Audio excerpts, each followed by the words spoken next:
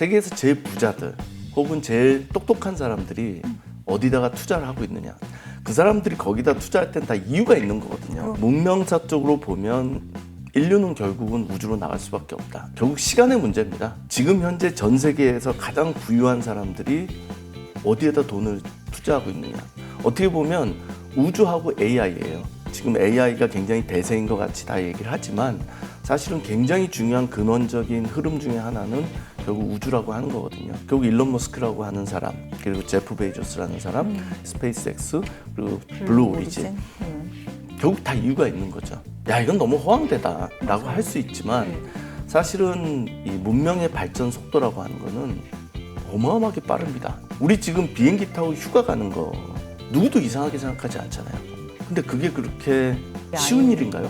인간이 기계의 힘으로 하늘을 나르기 시작한 게 이제 고작 120년쯤 된 겁니다. 그러니까 150년 전쯤의 사람들한테 인간은 앞으로 하늘을 날 거야. 그러면 이거는 미쳤다라고 볼 수밖에 없는 거다. 상상하기 어려운 게 당연한 거다. 지금 우리가 상상할 수 있는 거는 저는 아니라고 봐요. 정말 중요한 건 정보의 비대칭성일 것 같아요. 일반인들이 갖고 있는 정보와 세계 최고의 부자들이 갖고 있는 정보와 인사이트는 전혀 다르다는 거예요. 그걸 토대로 투자 계획을 짠다라고 봐야겠죠. 인류 역사를 바꾼 가장 중요한 패러다임 시프트 중에 하나가 대항해 시대라고 하는 건데 서구 사람들은 그 경험을 갖고 있는 거예요. 그들은 다시 그 독점이 가능하다고 생각하는 거예요. 그거를 너 왜 나가? 물어보면 넌 왜 안 나가라고 물어볼 거예요. 국가는 서포트를 하고 기업이 개인이 나가서 그걸 개척하는 겁니다. 나사가 다 돈을 대주고 있는 겁니다. 그럼 그걸로 이 사람은 미친 듯이 기술 개발을 하는 거예요. 그들은 말하지 않아요. 이게 돈이 된다는 걸 자기들 입으로 얘기하는 순간 사람들이 각성하겠죠. 그럼 경쟁자가 늘어나겠죠. 그러면 독점이 깨지겠죠. 굳이 얘기할 필요가 없어요. 조만장자라고 하는 게 어떤 컨셉일까? 우주에서 새로운 그 자원을 누군가가 독점하거나 활용할 수 있게 된다면 사이즈 전체가 완전히 달라지는 겁니다. 그거를 뉴 스페이스 이코노미라고 사람들이 이야기를 하죠. 비전을 갖는 거는 특이한 리더의 문제고 이 리더들도 사람들을 설득할 때는 가장 중요한 게 돈이에요. 인간의 욕망이라고 하는 거는 언제나 너무 중요한 겁니다. 한국판 나사라고 하는 우주항공청이 드디어 현실화가 됐습니다. 이 우주 개척은 선택의 문제가 아니라 생존의 문제라고 말하고 계신 분이 있습니다. 머니홀라 시청자 여러분들 역사 매우 좋아하시죠? 이분 역사, 특히 세계사에 매우 해박하신 분입니다. 송동훈 문명탐험가 오셨습니다. 안녕하세요. 네, 안녕하세요. 네. 송동훈입니다. 반갑습니다. 네. 문명탐험가라는 이 직함에 대해서 좀 궁금합니다. 어떻게 그런 직함을 갖게 그게 좀 되셨는지. 설명이 필요하죠. 아, 그래요? 네. 네. 그래서 저는 원래 언론인 출신인데 워낙에 역사를 너무 좋아했고 그래서 2009년에 제가 다니던 그 언론사를 그만두고 네. 지금 하고 있는 일을 하고 있어요. 지금 하고 있는 일은 결국 역사를 토대로 뭔가 밥 벌어 먹고 사는 공부도 하고 책도 쓰고 그리고 이제 강연 주로 하고요. 그리고 인문학 역사 프로그램 기획하고 네. 이렇게 살고 있는데 제가 EBS에서 하는 세계 테마기행이라고 하는 프로그램이 세태기. 있었군요. 네네네. 제가 거기에 한 5번 정도 출연을 했었는데 처음 세태기에 나갈 때 이제 그 EBS 분들이 되게 고민을 많이 하신 거예요. 전직 기자도 애매하고 그렇다고 뭐 박사도 아니고 그렇다고 뭐 교수도 아니고 타이틀을 뭘로 할까. 그래서 본인들이 막 고민을 하다가 이 사람의 살아온 궤적과 하는 일을 보니 약간 역사보다도 더 큰 문명에 대한 거를 추구하고 연구하는 그런 잡인 것 같다. 네네. 그래서 저한테 오히려 이 방송 타이틀로 문명 탐험가 어떠냐. 그래서 이거 딱 내가 생각했던 게 딱 그런 것 같은데 그렇게 하죠. 해서 이제 사실은 문명 탐험가라고 이렇게 좀 명명이 거예요? 됐습니다. 그러니까 네, 누군가가 그렇게 명명을 됐죠. 해줬네요. 네네. 근데 근데 저도 너무 마음에 멋진, 들어서. 네, 너무 멋진 네이밍인 네. 것 같아요. 근데 인디아나 존스 같은 건 아닙니다. 착각하는 분들이 아닌 것 같더라고요. 왠지 좀 이렇게 네, 그건 아닙니다. 참 의외라고 생각했던 게 우주에 대한 강연을 많이 하셨더라고요. 우주가 돈이 네. 될 수밖에 없는 이유, 또 우주를 무시하고 살아서는 절대 안 되는 이유에 대해서 굉장히 힘주어 말씀하고 계시다는 게 사실 좀 놀라웠거든요. 왜 이렇게 세계 최고의 부자들은 지구상의 문명도 아닌 우주를 향해서 투자를 하고 있는 거예요? 결국 이제 저는 역사를 토대로 얘기를 할 수밖에 없는데 또 제가 이제 기자 생활도 한 12년 이상 했기 때문에 기자라는 거는 결국은 역사를 옆에서 관찰하는 거잖아요. 지금의 역사. 기자들이 기록하는 그 어떤 것들이 결국 시간이 흐르면 역사가 되는 거거든요. 그러니까 과거의 역사, 현재의 역사 이런 것들을 다 더해보면 어떻게 보면 두 가지 방향이 있는 것 같아요. 그러니까 거대한 흐름 속에서 인류의 문명이 혹은 이제 돈의 흐름이 어떻게 가느냐 그렇게 보는 방향이 하나 있는 것 같고 네. 뭐 물론 이제 경제와 돈을 보는 관점은 되게 다양하겠지만 또 하나는 세계에서 제일 부자들 혹은 제일 똑똑한 사람들이 어디다가 투자를 하고 있느냐. 그 사람들이 거기다 투자할 땐 다 이유가 있는 거거든요. 그렇죠. 바보가 아니기 때문에. 이제 그런 측면에서 봤을 때 문명사 쪽으로 보면 인류는 결국은 우주로 나갈 수밖에 없다. 그거는 말 그대로 선택의 문제도 아니고요. 결국 시간의 문제입니다. 우리가 10년 뒤에 갈 거냐, 100년 뒤에 갈 거냐, 200년 뒤에 갈 거냐. 전 뭐 그렇게 오래 걸릴 거라고 생각하지 않지만. 그러니까 거대한 흐름으로 봐도 결국 돈은 그렇게 갈 수밖에 없다. 그리고 이제 더 중요한 건 지금 현재 전 세계에서 가장 부유한 사람들이 어디에다 돈을 투자하고 있느냐. 어떻게 보면 우주하고 AI예요. AI는 훨씬 어떻게 보면 우리한테 가깝게 다가와 있죠. 그래서 이제 사람들이 지금 AI가 굉장히 대세인 것 같이 다 얘기를 하지만 사실은 굉장히 중요한 근원적인 흐름 중에 하나는 결국 우주라고 하는 거거든요. 그래서 지금 현재 세계에서 가장 부자라고 일컬어지는 뭐 순위는 잠깐 왔다 갔다 하지만 결국 일론 머스크라고 하는 사람 그리고 제프 베이조스라는 사람 이 두 사람이 가장 대표적이죠. 가장 부자고 가장 혁신적인 기업가고 근데 이 사람들이 가장 주안점을 두고 있는 분야는 결국 우주다. 뭐 일론 머스크의 스페이스X 그리고 제프 베이조스의 블루 오리진. 결국 다 이유가 있는 거죠. 네. 그 이유가 사실 일반인의 시각에서 봐선 돈이 너무 많아서 그런가 약간 허황되게 느껴지기도 하거든요. 근데 그 이유가 다분히 현실적이에요. 다분히 현실적이죠. 그러니까 정말 일반인들은 그렇게 느낄 수 있어요. 야 이게 진짜 언제 우주? 약간 네. 말이 되냐라고. 왜 저래? 약간 비전어인가? 근데 이제 그 세상을 가장 이렇게 넓게 보는 사람이 천문학자라고 그러잖아요. 그러면 이제 45억 년부터 시작하는 거거든요. 뭐 태양계가 생긴 게 40억 년이 어쩌고 저쩌고. 그럼 그 다음이 뭐 지질학자? 뭐 이런 사람들은 뭐 몇 천만 년 전에 뭐가 있었고 공룡이 있었고 역사학자라고 하는 게 사실은 그래봐야 우리가 역사를 이룬 지 한 5천 년. 신석기, 구석기 다 해봐야 뭐 10만 년 이렇게밖에 얘기를 못 하잖아요. 근데 돈에 대한 투자나 이런 거를 보면 사실은 주식시장이 만들어지고 이런 거는 몇백 년밖에 되지 않았고 현대적인 컨셉의 그런 이제 투자 기법 이런 게 만들어진 지는 사실 100년도 안 됐잖아요.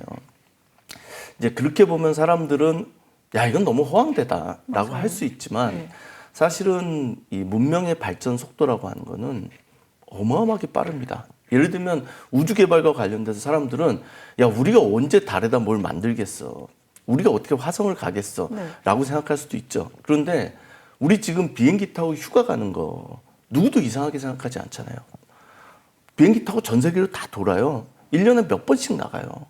근데 그게 그렇게 오래전 일이 쉬운 아닌 일인가요? 별로 그렇지 않습니다. 상상을 못했던 일이죠. 인간이 처음으로 중력의 무게를 이기고 인간이 만들어낸 기계의 힘으로 하늘을 나르기 시작한 게 이제 고작 120년쯤 된 겁니다. 1903년에 라이트 형제가 그 비행에 처음 성공하잖아요. 그게 1903년이에요. 121년 정도 된 거거든요. 1903년에 비행이라는 게 시작됐고 그러고 나서 정확하게 24년 뒤에 그러니까 1927년에 찰스 린드버그가 그 말도 안 되는 비행기를 타고 대서양을 건너거든요. 그리고 나서 2차 세계대전 때 보면 다 비행기 타고 싸워요.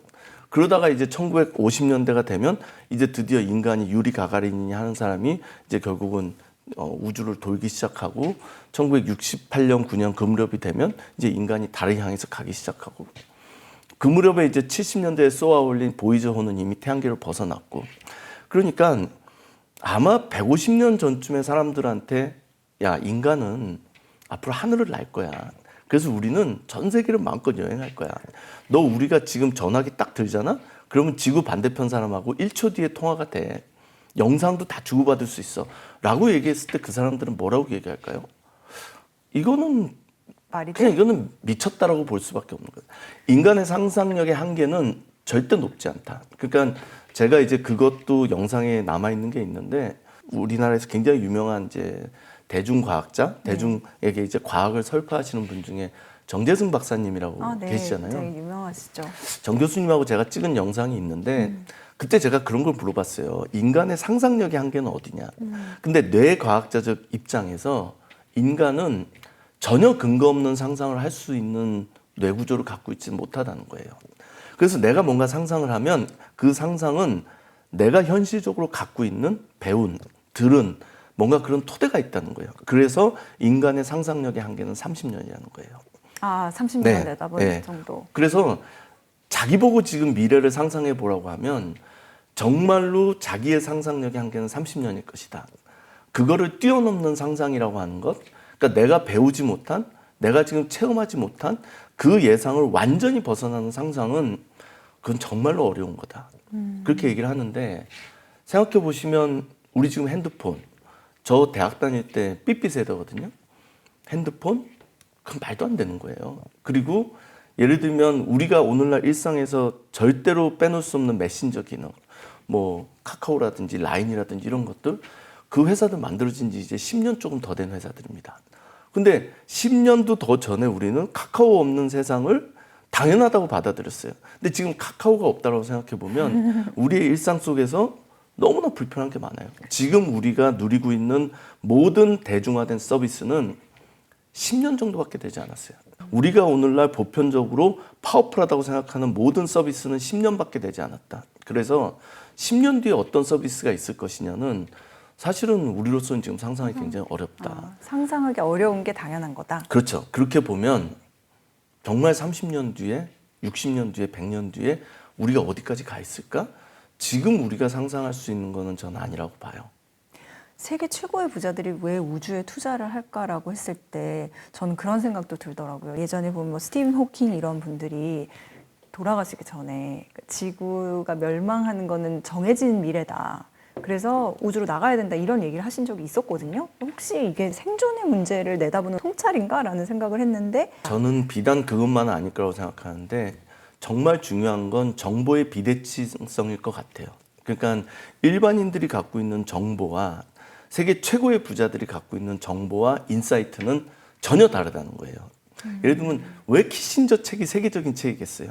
헨리 키신저는 세계적인 사람을 직접 다 만나거든요. 그래서 그 사람들한테 듣는 얘기는 그냥 일반 사람들이 접할 수 있는 것과는 차원이 다른 거예요. 우리의 과학기술이 어디까지 가 있는지, 우리의 미래가 어떻게 될지, 그럼 환경이 어떻게 될지 이런 것들도 세계적인 부자들은 마음만 먹으면 우리보다 훨씬 많은 정보를 가지고 있다. 그걸 토대로 어떻게 보면 투자 계획을 짠다라고 봐야겠죠. 그러면 문명 탐험가라고 하셨으니까 인류의 문명을 이끌어가고 있는 그런 사람들을 좀 탐험해 본다는 네. 측면에서 그들의 생각을 송동훈 문명 탐험가님을 통해서 조금이라도 더 들여다볼 수 있나요? 그게 이제 결국은 역사의 중요성인데 서구 사회는 대항해 시대라고 하는 경험을 갖고 있거든요. 대항해 시대요. 그렇죠. 1419년부터 포르투갈에서 시작돼서 어떻게 보면 인류 역사를 바꾼 가장 중요한 패러다임 시프트 중에 하나가 대항해 시대라고 하는 건데 그 시대의 역사적 경험을 서구 사람들은 우리보다 훨씬 뭐랄까요? 현실적으로 받아들이고 있다. 저희는 대항해 시대의 피해자잖아요. 어떻게 보면 대항해 시대가 돼서 서구의 몇몇 국가가 선진국이 됐고 그들이 제국이 됐고 그 제국주의의 결과로 19세기가 됐을 때 서구 사회를 제외한 인류의 대부분은 그들의 식민지가 됐다. 그러니까 우리는 그 시대에 대한 뿌리 깊은 반감이 있을 수밖에 없고 피해의식이 있을 수밖에 없어요.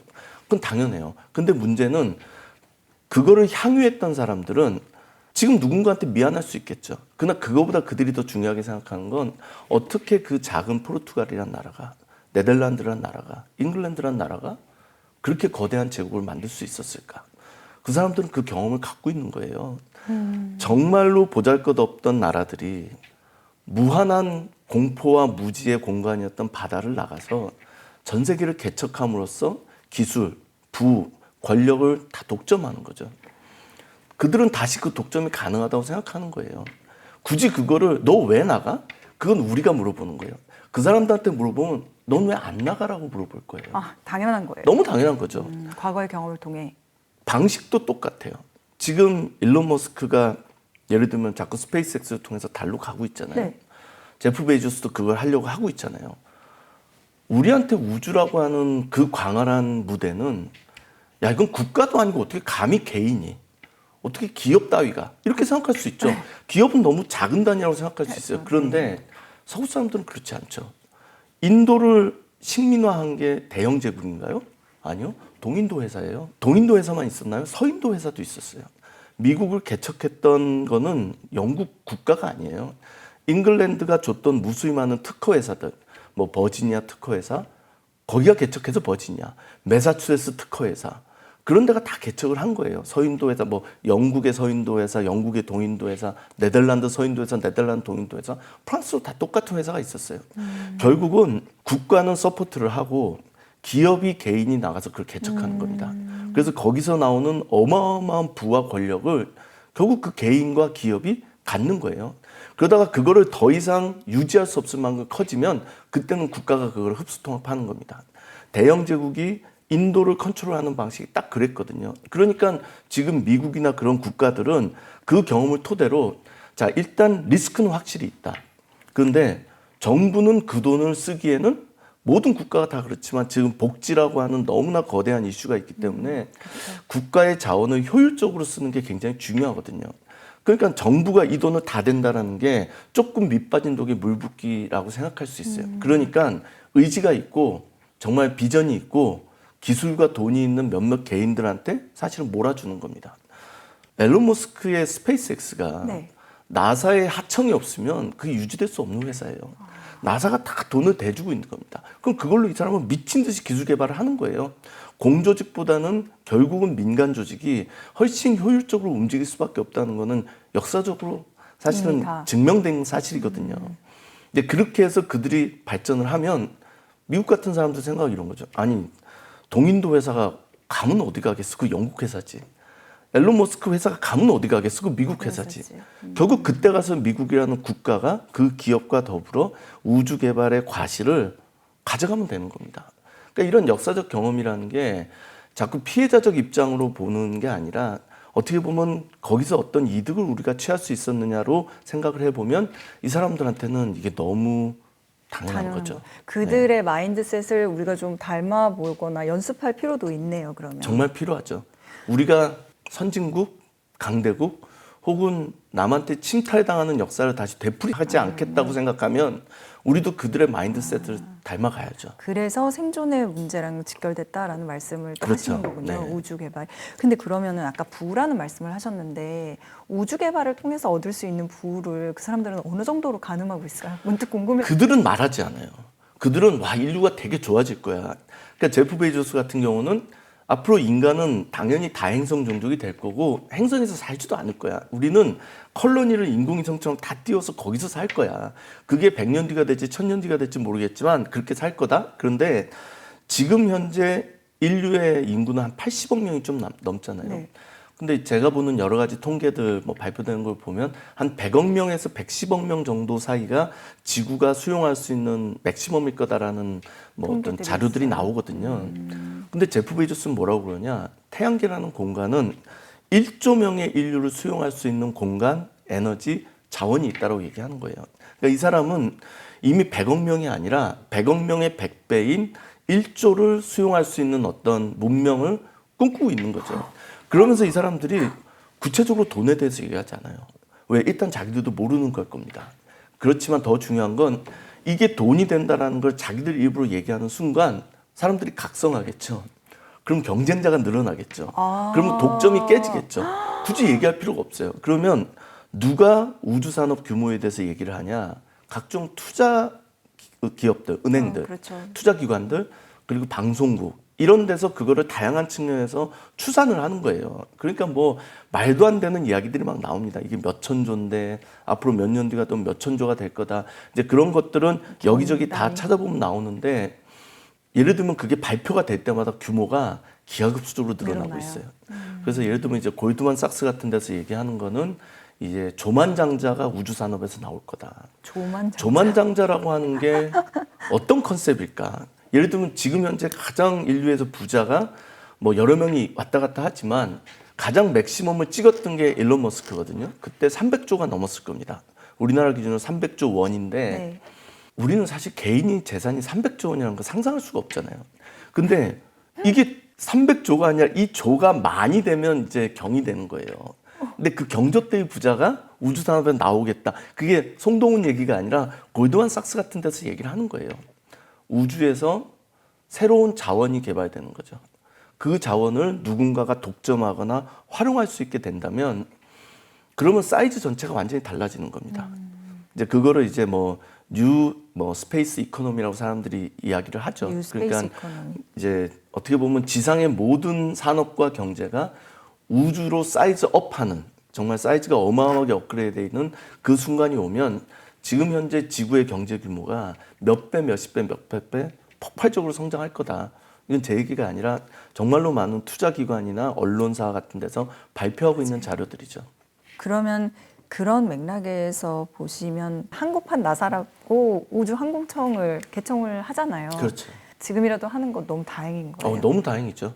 지난번 대선에서 그게 여당이든 야당이든 두 정당이 다 우주항공청을 만들겠다는 공약이 있었어요.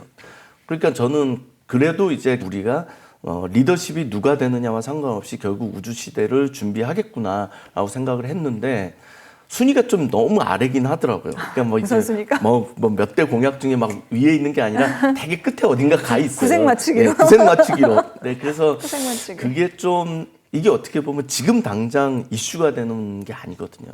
이를 개발해야 되는 네, 우주 개발 안 했다고 해가지고 우리가 먹고 사는데 문제가 생기는 것도 아니고. 그쵸. 그러니까 현실적으로 지금 1년, 2년, 3년, 5년을 내다봐야 되는 정치인들한테 야 이게 10년이 될지 100년이 될지 모르는 우주?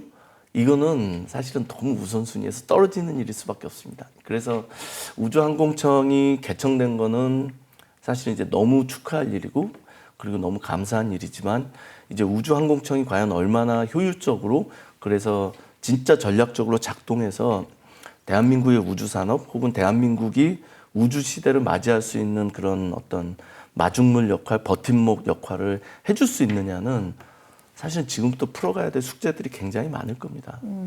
그럼 아까 대항해 시대를 말씀을 하셨는데 네. 우주에 관심을 갖기 시작하시게 된 것도 그런 대항해 시대에서의 바다를 이제는 우주로 보시기 때문에 그렇게 시작된 건가요? 그렇죠. 관심은? 네. 저는 워낙에 이제 사실은 그 대항해 시대라는 시대가 역사적으로 중요하다는 생각을 해왔고요. 아주 예전부터. 그래서 이제 유럽이라고 하는 대륙이 사실 대륙 중에 제일 작은 대륙에 속합니다. 아프리카, 유럽, 아메리카 이런 대륙에 비교해서 유럽은 굉장히 작은 대륙이거든요. 근데 그렇게 작은 대륙의 국가들이 어떻게 지난 500년 동안 문명사 쪽으로 역사의 이니셔티브를 줬을까? 우리가 왜 머리를 깎고 있죠? 왜 우리가 상투 안 틀고 있죠? 왜 우리가 한복 안 입고 다 양복 입고 있죠? 결국은 다 서구 문화를 받아들인 겁니다. 왜 서구 문화를 우리가 다 받아들였죠? 그들이 문명을 선도하고 있기 때문에 그런 겁니다. 그러면 창피한가요? 그렇지 않습니다. 왜냐하면 중국 사람도 다 머리 깎고요. 인도 사람도 다 머리 깎고요. 전 세계 사람들이 다 서구형 스타일로 살고 있다고요. 옛날에는 다 다양하게 살았어요. 근데 지금은 웬만하면 다 서구가 개발한 방식대로 살고 있다고요. 왜? 그들의 문명이 세상을 압도했기 때문에 그런 겁니다. 근데 그게 언제부터 시작됐냐라고 보면 결국은 이제 중세가 끝나면서 르네상스라고 하는 인식의 변화, 그리고 이제 종교개혁이라고 하는 종교의 공정과 관용에 대한 스토리, 그 다음에 대항해 시대. 이 세 개가 맞물려 돌아가면서 이게 사실은 유럽에서 제일 중요한 혁명이거든요. 그래서 저는 이제 그 시대에 대해서 예전부터 굉장히 관심이 많았었죠. 네. 조금 더 구체적으로 궁금한데 작은 포르투갈 같은 나라가 식민지를 거느리는 나라로 됐다라고 했는데 그래서 어떻게 유럽의 패러다임이 바뀌었는지 궁금해요. 사실 우리나라도 큰 나라는 아니니까. 정말 중요한 건 리더십이고요. 두 번째는 인식의 변화거든요. 그러니까 이제 리더십은 어떻게 보면 좀 개인적인 차원이고 인식의 변화는 좀 더 큰 어떤 사회나 국가의 문제라고 생각을 하는데 결국 포르투갈이라는 나라는 이제 1415년 요쯤이 되면 실질적으로 국가의 성장의 한계가 딱 보이거든요. 이제 포르투갈 옆에 카스티아라고 하는 오늘날 스페인의 전신이 있었고 이 나라와의 수십 년 동안의 전쟁 끝에 결국 1411년에 평화협정을 맺는데 결국은 이제는 사방이 다 막힌 거예요. 카스티아하고 싸워서 절대 이길 수가 없어. 네. 그렇게 보면 포르투갈이라는 나라의 미래는 바다밖에 없는 거예요. 근데 이 바다는 지금 저는 이제 포르투갈을 여러 번 갔으니까 포르투갈의 뭐 호카곳이라든지 서쪽의 끝이라고 하는 그리고 뭐 남쪽의 사그레스라든지 이런 데 가서 바다를 보면 되게 망망대해다라는 생각이 들죠. 막연하죠. 좀 서늘하기도 하고. 무서워요. 그런데 그 뒤에 뭐가 있는지 알아요. 그 뒤에 아메리카 대륙이 있어요.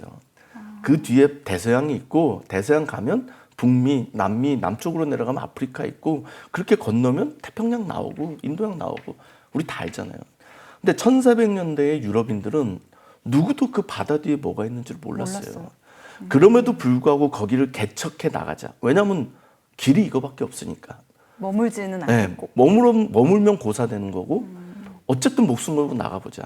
그래서 결국 우리가 잘 아는 항해 왕이라고 우리가 옛날에 배웠던 엔히크라고 포르투갈어 발음으로 엔히크라고 하는 사람이 결국은 주도권을 쥐고 이 사람이 이제 왕의 아들이자 왕의 동생이자 왕의 삼촌이거든요. 그렇게 해서 수십 년에 걸쳐서 지속적으로 체계적으로 바다를 개척하기 시작했던 네, 거죠. 대양을. 그러다 보니까 이제 수십 년에 걸쳐서 서서히 성과가 나오기 시작하는 거예요. 그럴 때 포르투갈 사람들은 이제 다 인식을 바꿀 수 있게 되는 거죠. 아, 유럽이라는 나라는 진짜 작고 저 바다 건너에 있는 새로운 땅이 있고 우리가 그동안 몰랐을 뿐이지 그게 그렇게 공포스럽지 않고 그렇게 나갔을 때 우리가 얻을 수 있는 게 너무 많다. 인도양 무역을 독점할 수도 있고 향신료를 다 우리가 가질 수도 있고 그럼 우리가 정말 어마어마한 나라가 되겠구나. 그러니까 그때부터는 정말로 너도 나도 바다를 향해서 나가기 시작하는 거거든요. 그래서 역사적으로 봤을 때는 결국은 리더십. 그 리더십의 중요성은 100번 말해도 참 부족하지가 않죠. 그리고 두 번째는 결국 리더십을 통해서 우리가 꾸준하게 뭔가를 했을 때 진짜 대다수의 사람들이 아, 이건 정말 해야겠구나 하면 어마어마한 변화가 있겠구나라는 거를 이제 인식의 변화를 가져오는 게 너무 중요하죠. 특히 민주주의 국가일수록 이 인식의 변화라는 게 너무 중요합니다. 왜냐하면 예전에 애니크는 그 말도 안 되는 비난을 들으면서도 애니크가 바다에 돈 쏟아부을 때 그때 포르투갈 사람들도 정말로 욕을 많이 했다고 기록에 나오거든요. 왜냐하면 이건 진짜 맨 땅에 헤딩이잖아요. 너무 허황됐어요. 네. 그럼에도 불구하고 할 수 있었던 이유는 그게 왕정 국가니까 되는 겁니다. 내 아버지가 왕이고 내 형이 왕이고 내 조카가 왕이니까 그거 믿고 가는 거예요. 그러나 지금은 국민이 그거를 지원해주지 않으면 우리가 인식적으로 야 우리 우주로 가야 돼. 그러니까 예산 쓰자. 정책하자라고 하지 않으면 정말로 탁월한 리더십을 가진 사람이 나와서 통찰력을 발휘하고 설득력을 가지고 국민을 설득하지 않으면 굉장히 어려운 문제입니다. 그러면 좀 어려운 질문 하나 드려보는데 우리나라의 국민 의식 수준은 그런 면에서 어느 정도라고 생각하시나요? 굉장히 위험한 질문. 좀 가볍게 하지만 사실은 그러네요. 별 관심이 없다 쪽 아닐까요?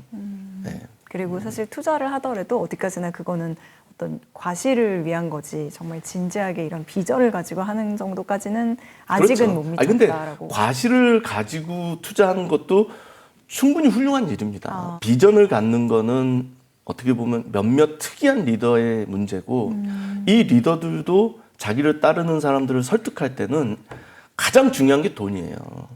결국은 대항해 시대도 이거는 너무 슬픈 역사인데 대항해 시대가 정말로 반발이 심했던 비즈니스인데 네.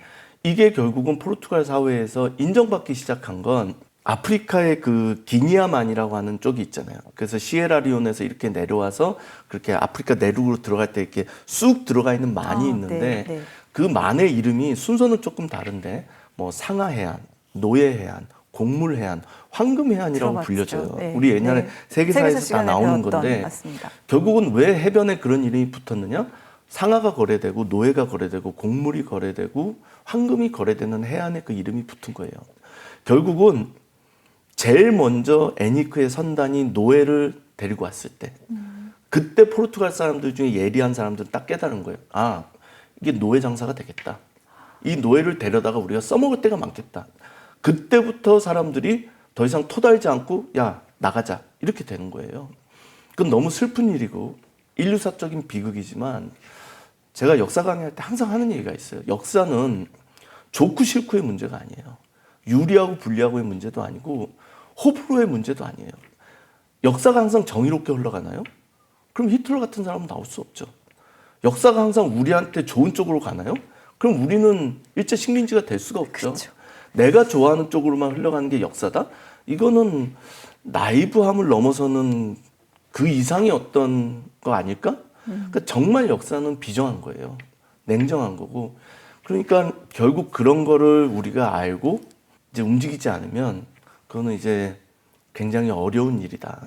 그래서 그 인간의 욕망이라고 하는 거는 언제나 너무 중요한 겁니다. 그 욕망을 딱 건드려 줘야 사람들은 움직이기 시작하는 게 현실이에요. 그러니까 이게 노예를 통해서 돈이 된다고 생각했을 때 대항해 시대는 확 탄력을 받는 거거든요. 그러니까 우리도 그렇게 내가 이거를 투자를 통해서 돈을 벌 수 있을 것 같아. 근데 그것만 해도 대단한 비전이에요. 왜냐면 아직 우주 산업으로 돈이 막 떼돈이 벌리고 있지는 않잖아요. 네. 벌릴 거라고 예상하고 투자하는 거예요. 그렇게 초기에 투자를 했을 때 사실은 결실을 맺으면 훨씬 더 큰 돈을 버는 거거든요. 대부분의 사람은 진짜 돈이 벌리는 거를 보면서 그때부터 투자하기 시작해요. 저 같은 사람은 돈을 다 번 다음에 투자할까 하다가 아니다, 됐다. 캐릭터 문제인 것 같아요. 역사의 중요성을 말씀하셨잖아요. 저희 머니홀라라는 채널도 원래는 이제 경제 투자 전문으로 출발을 했지만 요즘엔 더러 역사 다루고 있긴 한데 오늘 또 세계사 분을 모시게 돼서 저희가 더 반가운데 결국 돈과 역사의 연관성이 그러니까 굉장히 밀접하게 있다라는 말씀. 굉장히 밀접하죠. 그래요. 네.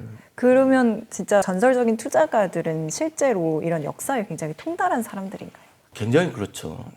그래서 요 최근에 그 레이 달리오라는 세계적인 투자가이면서 그러면서 정말로 베스트셀러 저자잖아요. 그래서 이제 그분이 최근에 쓴 책에서 보면 그 서문에 그 대목이 딱 나와요. 우리가 왜 역사를 공부해야 되느냐, 내가 왜 역사를 공부하느냐. 결국 나는 이 어마어마한 투자자에 대한 이 돈에 대한 책임을 져야 되는데 그럼 투자를 바르게 해야 되고 그럼 어떻게 하면 바르게 할 거냐. 그 방향성을 찾기가 너무 어렵다라는 거예요. 그래서 자기가 그 어린 시절부터 일했던 패턴을 보니까 대부분 이 30년이라는 한계 안에서 사람들이 잘 벗어나지 못하더라는 거예요. 그래서 이거를 길게 보려고 하다 보니까 결국 역사를 공부할 수밖에 없었고 역사를 공부하다 보니까 훨씬 더 이제 긴 안목에서 흐름을 알 수 있게 됐다. 그래서 이제 그거를 많은 사람들과 나누고자 이제 책을 쓰고 그러시고 계시잖아요. 그런 면으로 봤을 때 저는 긴 역사적 호흡이라는 게 너무 중요하다는 생각을 하죠. 결국 역사를 통해서 앞으로 미래가 어떻게 될 거다라는 거를 예측할 수 있다라고 이제 그분은 주장을 하는 거죠. 네. 100% 예측은 못하지만 거대한 흐름은 우리가 읽을 수 있다라고 얘기를 하는 거거든요. 근데 아까 말씀하셨지만 그 대항해 시대에는 사실 그전에는 엄청난 실패가 있었겠죠? 실패가 아까 뒷받침될 수 있었던 거는 강력한 왕정 리더십이 뒷받침이 됐기 때문에 할 수 있었던 거. 그러면 우리나라는 그런 체제가 아니죠. 대다수의 나라들도 그런 아니죠. 체제는 아니기 때문에 되게 그러니까 도전이 있을 수밖에 없는 환경이에요. 그렇죠. 그래서 이게 지금 미국하고 중국, 러시아 이런 나라들이 조금 방향이 다르죠. 그러니까 예를 들면 중국 같은 나라, 러시아 같은 나라는 그냥 독자적으로 갑니다. 결국은 독재 국가의 장점은 탁월한 독재자를 만나면 그 독재자가 국민의 의사와 상관없이 비전을 펼칠 수 있다는 거예요. 그 시스템의 치명적인 결점은 탁월한 독재자가 계속 안 나온다라는 게 대부분 당대에 그친다. 운 좋으면 2대, 3대까지 가기 참 쉽지 않거든요. 그게 치명적인 약점이지 가끔 탁월한 독재자가 나오면 그건 어마어마한 성과를 낼 수가 있어요. 그러니까 중국이나 러시아는 누군가가 비전이 있으면 의지가 있으면 하는 겁니다. 근데 미국 같은 나라 쉽지 않죠. 우리랑 마찬가지로 결국은 민주주의 국가는 국민들을 설득해야 되고 국민들의 동의를 얻어야 되죠. 이게 막말로 가오 비즈니스인 거예요. 근데 이제 제2의 대항해 시대는 말 그대로 진짜 머니 비즈니스인 겁니다. 그런데 미국은 예전만큼 돈이 없죠. 요 최근에 제가 홈페이지를 찾아봤더니 그 같이 하는 국가가 40개로 늘었더라고요. 더 늘었어요. 할 수만 있다면 혼자 하고 싶어요? 그럼요. 당연하죠. 이게 독점의 매력이라는 거는 정말 이거는 상상을 초월하는 거거든요. 사우디는 돈이 있고 미국은 비전이 있고 사우디는 석유밖에 없고 미국은 새로운 에너지원을 개척할 힘이 있는 거예요. 그러니까 40개 국가 깃발이 쫙 있어요. 역사는 굉장히 비정하거든요. 진짜 무서울 정도로 비정해요. 한 사회가 확장의 한계에 도달하죠. 그럼 어떻게 될까요? 나- 그러면 결국 방법은 입니다. 그게 왜 지금은 전쟁으로 이어지지 않고 있을까? 때문에 그런 거거든요. 그게 굉장히 무서운 거죠, 사실은.